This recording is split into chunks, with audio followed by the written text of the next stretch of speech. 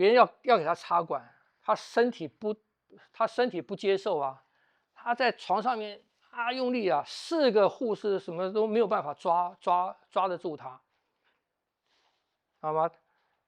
他已经失去意识了，他插管把他一颗牙齿一颗门牙比较松，啪，门牙打掉了，到肺里去了。一照片人那颗牙齿跑到肺里去了。医生说这个情况了也不要开刀拿出来了，要慢慢第2天他自己吐出来啊。那这个说如果就是像我老师常说，你有没有当？如果你有当，那就是你有底气吗？还是不是？当是建构底气的一个条件。听不懂？它不见得会有。它不见得，你还是要你一个缸嘛，你的底很实在，你往里面加水加米加油它会慢慢变多嘛。你底下你的底如果不实在，它有漏或者是软的，你加它就塌，你加它就塌，那没有用啊，你加的东西没有办法累积起来啊。听不懂？那它其他的条件是什么？除了有当？有啊，我们讲你可以，我曾经写过一篇文章嘛，就是你把人看成是一个一个筒子，起码腹部这个地方把它看成一个筒子嘛，周边是你们看过那个块木桶嘛？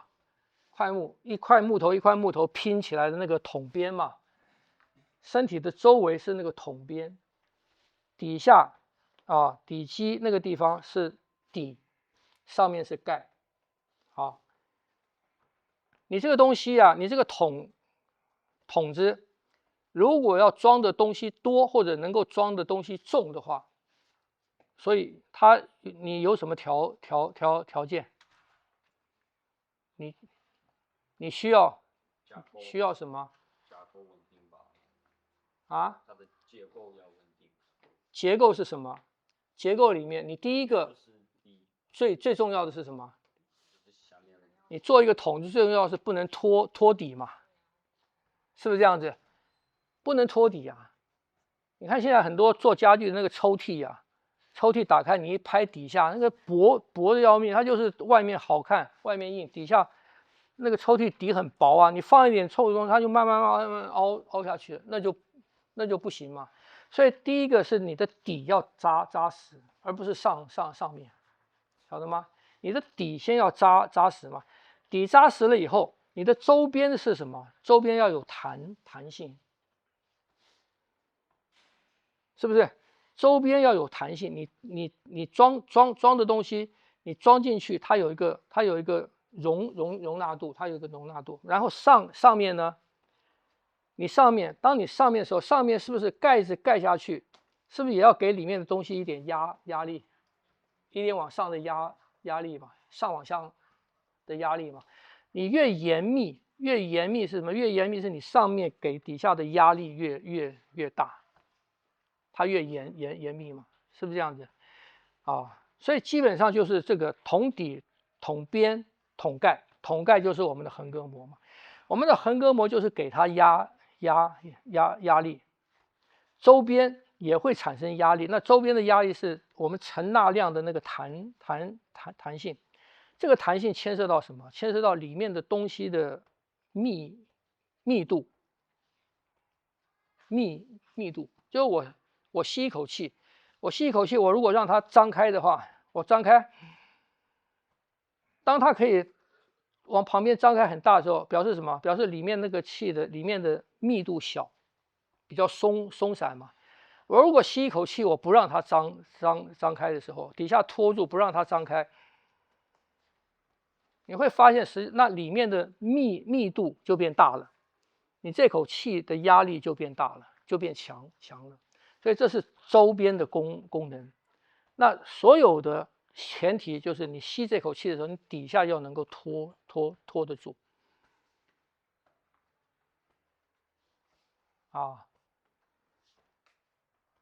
所以不是道家还有讲说什么习归己吗？那么你每一个呼吸都要归到己吗？为什么能够归到己？它不是吸到己啊，是归到己啊，而不是说吸到己，是归到回到己。怎么能够回到己？己就是这个己就是个中央部位嘛，上腹跟下腹的中央部位嘛，啊，所以它回是你吸下去的时候啊，底下拖住，它回来压力回来到这边，到这里，它不是你直接吸下去，不是直接吸下去到己，你直接吸下去到己，你看它就扩张起来了，它就没有那个压力在了，晓得吗？你吸下去到底下，回来到这边，啊，所以归到这个中央部位嘛。所以丹田的位置也有很多说法，有的说是几下3寸，3个手指，说你站着的时候几下3寸。有些说什么，它是你躺着时候的几下3寸，也就是说几后3寸，啊，那到底是谁对？那丹田到底是什么？丹田到底是一个多大范围的东西？有的人研究是在小腹部肠子中间有一个膜啊，有一个膜的那个部位啊。那很多人又有其他的说法。那我的经验就是，你把它这个部位不要去纠结啊，丹田到底是什么啊？因为我们也讲全身一丹田嘛，啊，丹田放大了，全身一丹田嘛，啊，那你要分就是什么下丹田、中丹田、上丹田，不要去纠结这个，就是我们在实际上面的操作里面，这个部位就是要扎实。小腹的部位，你就是要扎实就好了。你把它练到扎实，可是扎实它不是死硬，它又可以松，是你一使劲就有了。所以很多老师傅平常像我师傅，他就平常你看他都走不动一样，啊，8、90岁好像走不动一样。可是当他一要练拳，他那个劲一提，啪，精神起来了，这边硬了。他礼拜6跟我们讲话，讲一整个下午，在那边一坐，他在那边坐，他不会说这样子靠着坐，他就是这样，他椅子他就是这样坐，这样坐的时候，他底下就一收。你看他讲话的时候是这个地方都是挺住的，所以讲话的时候，他讲话声音会越来越大。啊，而不是越来越沙哑，越来越沙哑，越来越小。就它越用的时候，这边就越扎实，就是这样的情况。所以这个东西的累积啊，必须要一步来，一步来。啊，那都在基本功里。啊，所以很多的姿势为什么要求那个样子？为什么要那样子要求那么严？就是因为在那个姿势下面，你才可以累积这个，晓得吗？不可以一开始就随便。啊，好，行吗？那你说你师傅活到几岁？我记96。96。那他到就是慢慢就是到那个96岁，你有感觉他是没有精神有变吗？还是什么？没有变。他是因为我师母过世了，他本来可以还活很久的，因为我师母过世了，师母比他早走3个月吧。我师母走了以后，他也慢慢消沉了。所以他是在睡梦中就慢慢呼吸停了。那只是孩子看啊，呼吸停了，就把他送医院抢救啊，又插管啊，什么又搞，在医院里搞一阵子嘛。不应该的。所以不应该，他死我说过嘛，他已经插管失去意识了，别人要给他插管，他身体不接受啊，他在床上面用力啊，4个护士什么都没有办法抓得住他，好吗？他已经失去意识了，他插管把他一颗牙齿一颗门牙比较松，啪，门牙打掉了，到肺里去了。一照片，人那颗牙齿跑到肺里去了。医生说这个情况了，也不要开刀拿出来了，要慢慢第2天，他自己吐出来了。所以那种人练拳练到那个程度，他就算死了，他的身体的那个能量还在。他不会说衰老而死，那种人那种练的不会衰老而死，你不会看到他慢慢这样死掉，不会，没有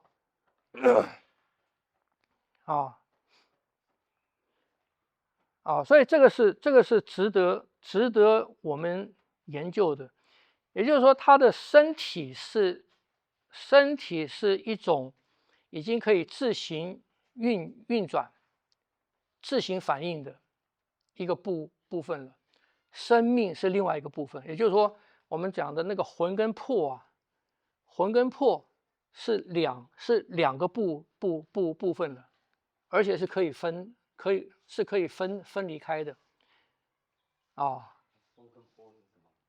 魄就是传统这样讲，我们身体属于魄，就魂魄嘛，魂魄，你没听过七魂六魄，魂是属于精神面的，属于天的，魄是属于地的，属于这个身体的肉体的。也就是说，我们就讲他在临死，甚至已经失去意识，已经要死的时候，那个身体的能量还在，身体还是没有衰败，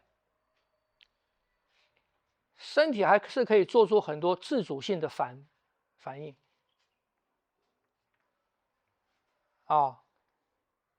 不会看到他那个凋谢的情况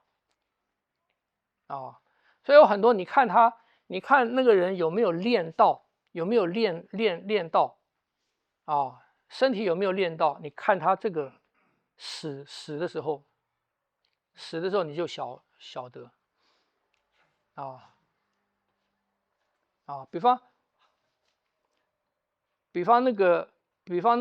比方南怀瑾死前，